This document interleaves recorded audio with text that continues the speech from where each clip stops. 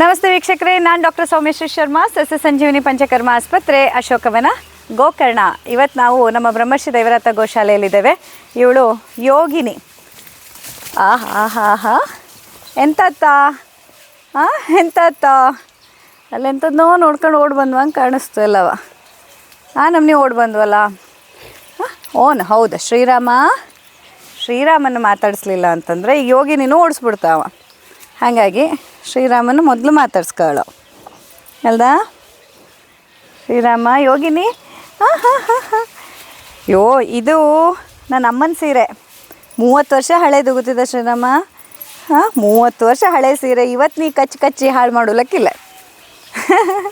ಅಮ್ಮ ಪ್ರೀತಿಯಿಂದ ಕೊಟ್ಟಿದ್ದು. ನೋ ಶಾರದೆ. ಶ್ರೀರಾಮ ನೋ ಹೇಳೋದೇ ಜೋರಲ್ಲ, ಬಿಟ್ಬಿಡ ನನ್ನ ಬಿಟ್ಬಿಡ ಶ್ರೀರಾಮ.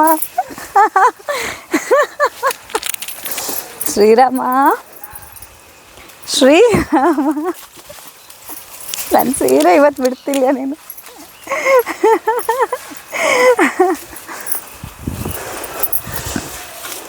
ಶ್ರಾವಣಿ, ಶ್ರೀರಾಮ. ಈ ಥರ ನಮ್ಮ ಗೋಶಾಲೆಯಲ್ಲಿ ನಮ್ಮ ಈ ಒಂದು ಪುಟ್ಟ ಕರುಗಳ ಜೊತೆ ನೀವು ಕೂಡ ಬರಲಿಕ್ಕೆ ಇವತ್ತೇ ಪ್ಲ್ಯಾನ್ ಮಾಡ್ಕೊಳ್ಳಿ. ಯಾಕೆ ಗೊತ್ತಾ, ತುಂಬ ಜನ ನಮ್ಮ ಸಸ್ಯ ಸಂಜೀವಿನಿಯ ವೀಡಿಯೋಸನ್ನು ನೋಡ್ತಾ, ಮೇಡಮ್ ಇಲ್ಲಿ ಬರಬೇಕು, ಆದರೆ ಇಲ್ಲಿ ನಮಗೆ ಯಾವುದೇ ರೋಗಗಳಿಲ್ಲ, ಚಿಕಿತ್ಸೆಗಾಗಿ ಮಾತ್ರ ಬರಬೇಕಾ, ಬೇರೆ ಹಾಗೇ ಬಂದು ಹೋಗೋಕ್ಕಾಗಲ್ವ ಅಂತ ಕೇಳೋರಿಗೆಲ್ಲ ಇಷ್ಟು ದಿನ ನಾವು ಇಲ್ಲ ಅಂತ ಹೇಳ್ತಿದ್ವಿ. ಬಟ್ ಈ ಒಂದು ವರ್ಷ ವಿಶೇಷವಾಗಿ ಏಪ್ರಿಲ್ ಮೇ ರಜೆಯಲ್ಲಿ ಮಕ್ಕಳ ಹೇಗೂ ರಜೆನೂ ನಡೀತಾ ಇರೋದ್ರಿಂದ ಮಕ್ಕಳ ರಜಾ ಕಾಲದ ವಿಶೇಷವಾಗಿ ನಿಮ್ಮೆಲ್ಲರಿಗೆ ಇಲ್ಲಿ ಬಂದು ಉಳ್ಕೊಳ್ಳಿಕ್ಕೆ ವ್ಯವಸ್ಥೆಯನ್ನು ಮಾಡ್ತಾಯಿದ್ದೇವೆ. ಇವರಿಗೆ ನೀವು ಪ್ಯೂರ್ ರೇಷ್ಮೆ ಸೀರೆ ಅಂತಂದರೆ ಏನಾದರೂ ಪ್ಯೂರಿಟಿ ಟೆಸ್ಟ್ ಥರ ಮಾಡ್ತಿದ್ದಾರೆ, ತಿಂತಿದ್ದಾರೆ ಇಬ್ಬರು. ಸೊ ಮಕ್ಕಳು ತಂದೆ ತಾಯಿಯರ ಜೊತೆಯಲ್ಲಿ ಇಲ್ಲಿ ಬಂದು ನೀವು ನಿಮ್ಮ ರಜಾ ದಿನದ ಒಂದು ಇದನ್ನು ಅನುಭವವನ್ನು ಪಡ್ಕೋಬೋದು. ನೋಡ ಎಂತಕ್ಕೆ ಹಂಗೆ ಮಾಡ್ತೀಯ ನನಗೆ.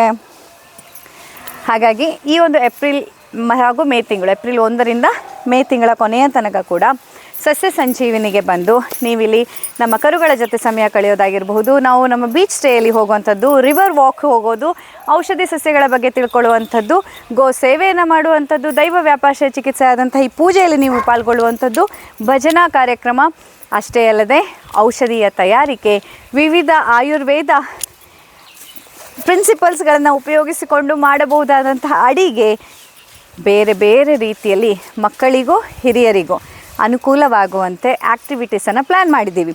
ಹಾಗೆ ಇದಕ್ಕೆ ಹಾಗಾದರೆ ಎಷ್ಟು ದಿನ ಬರಬೇಕು, ಒಂದು ವಾರನೇ ಬರಬೇಕಾ, 10 ದಿನನೇ ಬರಬೇಕಾ, 20 ದಿನನೇ ಬರಬೇಕಾ, ಆ ಥರ ಏನೂ ಇಲ್ಲ.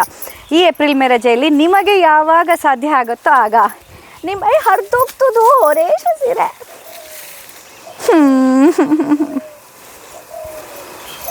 ಕುಂಭಭದ್ರ ತಿಂದ್ರು ಹರಿತ್ನಿಲ್ಲ. ಇವ ಶ್ರೀರಾಮ ಹಂಗೆ ಮಾಡ್ತಾ ನೋಡ ಗಣಪ ಹೇಳ ಅವಂಗೆ. ಸೊ ನೀವೇನು ಮಾಡ್ಬೋದು ಅಂತಂದರೆ 2 ದಿನ 3 ದಿನ 4 ದಿನ ಈ ರೀತಿಯಾಗಿ ಇಲ್ಲಿ ಯಾವುದೇ ರೀತಿಯ ಚಿಕಿತ್ಸೆಗಳಿರಲ್ಲ.